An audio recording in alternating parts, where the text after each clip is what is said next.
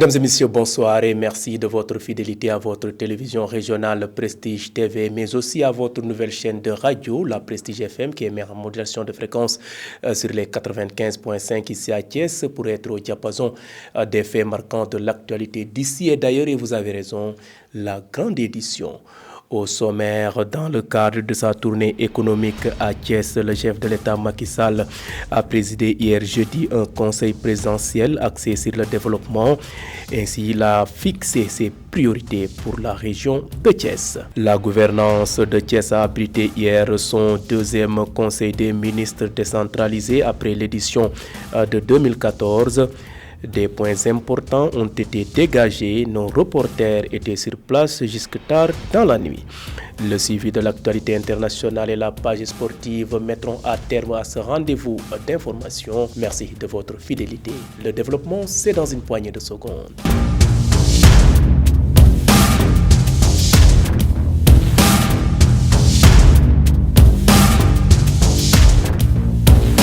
Démarrons donc ce rendez-vous d'actualité par le chef de l'État Macky Sall qui séjourne à Thiès depuis mercredi 8 février.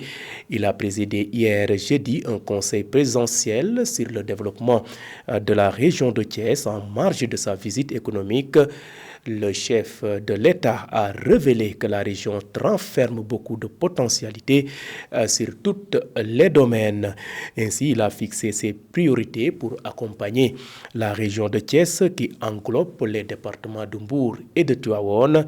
Suivons son Excellence, le président de la République Macky Sall, au micro de nos reporters Mambiram Cissé Gueye et Moussa Mbaye. Le volet 3, donc comme décision, il s'agira de renforcer la région de Thiès en tant que pôle scolaire et universitaire de référence internationale avec l'université Iba Der Thiam, l'école polytechnique de Thiès, l'école nationale supérieure d'agriculture, l'ENSA, l'ISEP, le campus franco-sénégalais parce qu'il sera à Mbour, qui sera donc installé à Mbour, ainsi que les premières classes préparatoires scientifiques du Sénégal qui sont ici à Thiès pour les grandes écoles.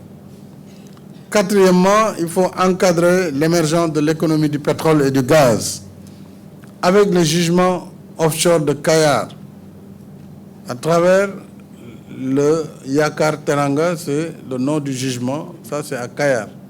Nous avons au nord, c'est la première exploitation, GTA, Grand Tortue Ahmeyim, avec la République islamique de Mauritanie, mais plus au sud, vers Saint-Louis et surtout à Kayar, nous avons Yakar Teranga qui devra faire l'objet d'une exploitation en privilégiant l'utilisation domestique du gaz, notamment en faisant du gaz à l'électricité et en développant la production des engrais, notamment de l'urée et de l'ammoniac. Donc ça, c'est une perspective qui va changer radicalement le Sénégal à l'avenir. Cinquième décision, il faut accélérer la relance du chemin de fer. Et demain, je serai avec les cheminots pour le lancement effectif de la réhabilitation de la ligne Dakar-Thiès-Tambacounda et assurer l'ancrage du hub ferroviaire de Thiès. C'est pourquoi je parle d'une troisième gare future. Mais ça, c'est la gare du TR futur. Et je demande au ministère des Infrastructures de mettre à l'étude déjà avec la SENTER l'extension de ce TR vers Thiès, mais également vers Mbour pour la future phase. Restons sur ce conseil présidentiel tenu à la gouvernance de Thiès. La rencontre a vu la présence des autorités administratives, politiques, religieuses et coutumières. Le maire de la ville de Thiès, le Dr Babacar Diop, a souhaité la bienvenue à son Excellence Macky Sall, tout en réitérant son appel pour la relance du chemin de fer, jadis fleuron de l'économie du Kadior. Ces propos sont recueillis par nos reporters Mambiram Cissé Gueye et de la République. Je serai l'homme le plus heureux du monde le jour où j'assisterai au redémarrage des activités du chemin de fer ici à Thiès. Monsieur le Président, Thiès est un don du rail. Cette ville a été produite par le rail. Au 19e siècle, c'était un petit village. C'est le rail qui a transformé cette ville, qui a fait de Thiès ce qu'elle est devenue aujourd'hui, la seconde ville du Sénégal au plan économique et aujourd'hui la première ville parce qu'elle est la capitale administrative de notre pays pendant 4 jours. Monsieur le Président de la République, venez faire de Thiès la capitale industrielle de notre pays. Vous avez un plan Sénégal émergent, mais l'on ne pourra jamais transformer notre économie sans l'industrialisation. Vous avez une belle opportunité de faire de cette région la capitale industrielle de notre pays. Monsieur le Président de la République, nous vous demandons aussi de revenir sur les chantiers de Thiès, de l'évaluer et pour un nouveau redémarrage des chantiers de Thiès. Nous, les Thiessois, nous en avons besoin, Monsieur le Président de la République, et nous osons espérer compter sur votre ouverture et sur votre disponibilité, Monsieur le Président de la République. Monsieur le Président de la République, vous faites beaucoup d'efforts à Dakar. Et nous voyons ce que vous êtes en train de faire au niveau de la corniche, c'est très beau. Mais vous avez l'une des plus belles avenues de ce pays, c'est l'avenue Caen, plus de 5 km. Aidez-nous à faire la plus belle avenue de l'Afrique de l'Ouest.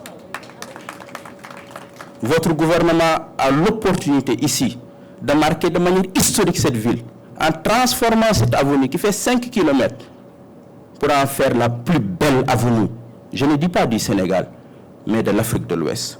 Le président du Conseil économique, social et environnemental, Idrissa Seck, a pris part à ce conseil. Prenant la parole, il a magnifié la vision du président Macky Sall tout en confirmant les propos du maire, Dr Babacar Diop, sur la relance du chemin de fer, une vieille doléance des Thiessois. Le président Idrissa Seck, que je vous propose de suivre toujours au micro de Mame Birame Cissé Gueye et Moussa Mbaye. Excellence, Monsieur le Président de la République, et non moins apprécié jeune frère, je souhaiterais tout d'abord vous renouveler mes salutations respectueuses et empreintes d'affection et étendre ces salutations à votre Premier ministre et à l'ensemble de son gouvernement, ainsi qu'aux représentants du Parlement, aux élus locaux, aux autorités administratives, à la société civile, aux femmes, à la jeunesse. En second lieu, remercier très profondément les populations de Thiès pour l'accueil exceptionnel qu'elles vous ont réservé. Le maire de Thiès, lors de l'inauguration des classes préparatoires à l'école polytechnique de Thiès, vous avez dit que la population thiessoise est certes insoumise, mais ne manque pas de reconnaissance. Elle n'est pas ingrate. Je pense que c'était son expression. On nous caractérise insoumise, mais pas ingrate. C'était la phrase exacte de Babacar Diop. On qualifie souvent les populations thiessoises de populations rebelles. Le mot est inadéquat.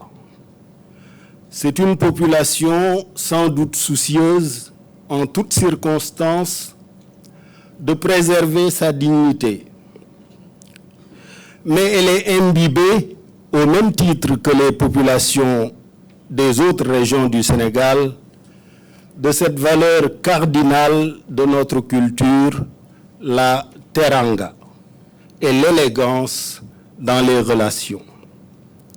Et je pense qu'elles l'ont admirablement manifesté à l'occasion de votre venue ici pour vous exprimer leur reconnaissance et aussi leur affection, que vous méritez au demeurant très amplement. Les exposés qui ont précédé mon intervention, incluant le vôtre, établissent de façon extrêmement précise tous les efforts que vous avez faits pour embellir le profil de la région de Thiès. Vous suivez toujours le bulletin d'information sur votre télévision régionale, mais aussi sur votre nouvelle chaîne de radio, Prestige FM, qui émet en modulation de fréquence sur les 95.5 FM. Je vous le disais en titre, après 2014, Thiès a abrité hier son second conseil des ministres décentralisés. Ce conseil s'est tenu à la gouvernance de Thiès sous la présidence du chef de l'État Macky Sall. Après plusieurs tours d'horloge, le conseil s'est achevé vers les coups de 2 heures du matin. Le Premier ministre Amadou Ba revient sur les points soulevés lors de ce conseil ministériel. Ses propos sont recueillis par nos reporters Isaac Dapa et Chefal. Je voudrais tout d'abord, en son nom, remercier les populations de Thiès pour leur accueil exceptionnel. Hier, c'est toute la région qui s'est mobilisée pour réserver un accueil au président Macky Sall et à son gouvernement. C'est vrai que la tenue d'un conseil présidentiel ce matin participe de la promotion d'un modèle de gouvernance qui place la région au cœur de la mise en œuvre et du suivi des politiques publiques. Il s'agit d'un excellent baromètre. Le président était venu en 2014 et le gouvernement avait décidé d'investir à Thiès sur une période triennale 2014-2017 447 milliards. Au finish, aujourd'hui, en 2022, c'est 1228 milliards qui ont été investis au niveau de Thiès. La région, je veux dire. Thiès est la deuxième région après Dakar par le volume des investissements, mais aussi par son poids économique au niveau national. 1228, c'est 3 fois plus. Mais cela n'intègre pas les projets privés et le total des investissements faits à Thiès sur la période 2014-2019 dépasse les 2700 milliards publics et privés.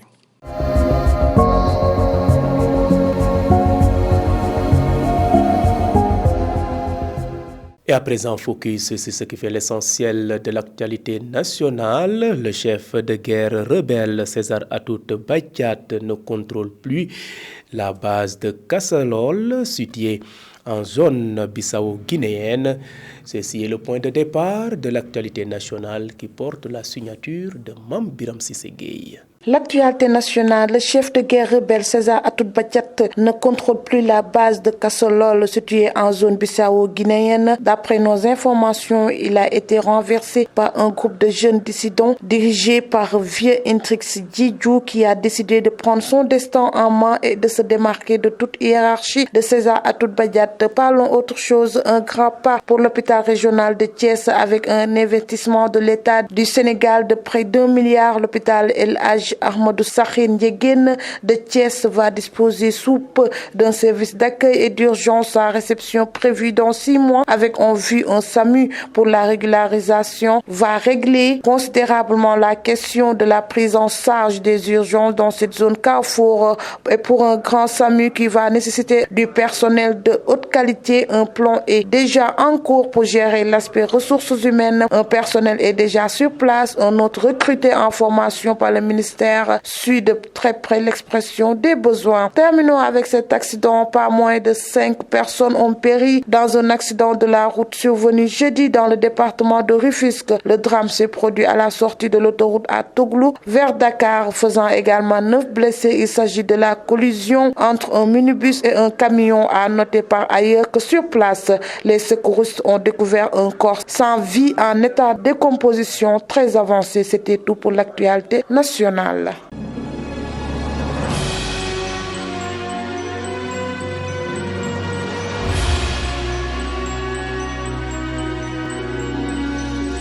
Et sur l'international, au Soudan, Sergei Lavrov défend les opérations du groupe Wagner en Afrique. Ceci aussi fait partie des points qui seront développés dans cette page internationale. L'actualité internationale sur Prestige TV, les ministères des Affaires étrangères du Mali, de la Guinée, Conakry et du Burkina Faso ont tenu une rencontre hier jeudi 9 février à Ouagadougou. La rencontre s'est soldée par une déclaration par laquelle les 3 pays en transition décident de mutualiser leurs efforts. Les chefs de la diplomatie des 3 pays demandent aux organisations sous-régionales et régionales de revoir leur copie suite aux sanctions. En visite au Soudan, le chef de la diplomatie russe, Sergei Lavrov, a défendu ce jeudi 9 février les opérations du groupe paramilitaire Wagner en Afrique, contribuant à normaliser la situation dans la région face à la menace terroriste. Le groupe privé russe est déployé sur la demande directe des gouvernements, a déclaré Sergei Lavrov, citant la Centrafrique, pays considéré comme le laboratoire de Wagner sur le continent africain, avant que la société ne s'intéresse à d'autres pays comme le Mali et le Burkina Faso. Bouclons ce rapide survol de l'actualité internationale par le président Emmanuel Macron qui a affirmé dans la nuit de jeudi à vendredi que des avions de chasse réclamés par l'Ukraine ne pourraient en aucun cas être livrés dans les semaines qui viennent, assurant privilégier des armes plus utiles et plus rapides. En outre, Emmanuel Macron n'a pas exclu de retirer la Légion d'honneur remise par son prédécesseur Jacques Chirac au président russe Vladimir Poutine en 2006, tout en expliquant vouloir choisir le bon moment pour le faire.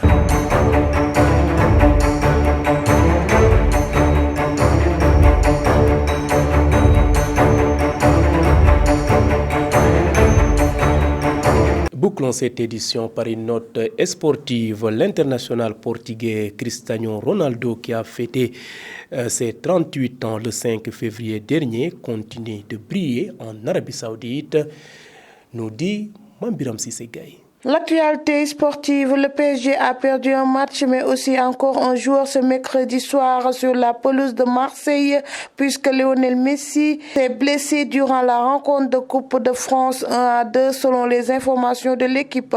Après la blessure de Kylian Mbappé face à Montpellier, le club a dû annoncer sa durée d'indisponibilité qui l'écarte du fait du match aller face à Bayern Munich. L'équipe avance que le subtil Ballon d'Or serait touché au ischio-jambier. Une telle blessure l'oblige à déclarer logiquement forfait pour le déplacement à Monaco. Pire encore, elle laisse planer un sérieux doute sur sa capacité à jouer face à Bayern Munich.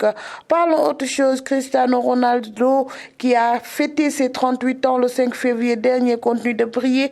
Le meilleur footballeur portugais de l'histoire qui évolue actuellement dans le club saoudien Al Nassr n'a rien perdu de son efficacité légendaire. En effet, ce jeudi, en match comptant pour la 6e journée du championnat saoudien, il a à lui tout seul atomisé la défense d'Al-Werba en marquant 4-0.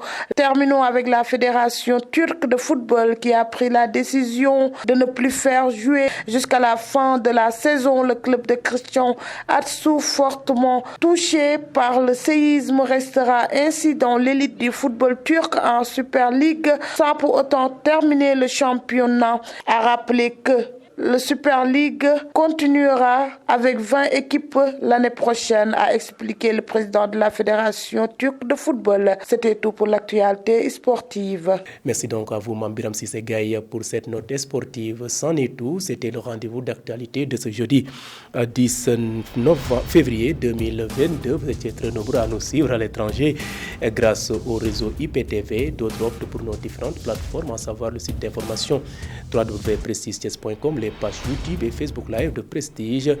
Mais merci une fois de plus à nos auditeurs qui nous ont suivis sur la nouvelle chaîne de radio, la 95.5 Prestige FM, qui émet en modulation de fréquence depuis la cité d'Iraï. Merci et bonne fin de soirée.